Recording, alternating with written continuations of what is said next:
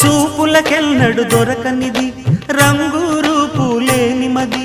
రెప్పలు తెరవని కన్నులకు స్వప్నాలెన్నో చూపినది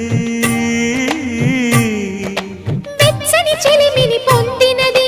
వెన్నెల కళగల నిండుమది కాటుక చీకటి రాత్రికి బాటను చూపే నేస్తమది చేతికి ఆదని జాబిలిలా కాంతులు పంచే మణిదీపం కొమ్మల చాటున కోయిలలా కాలం నిలిపే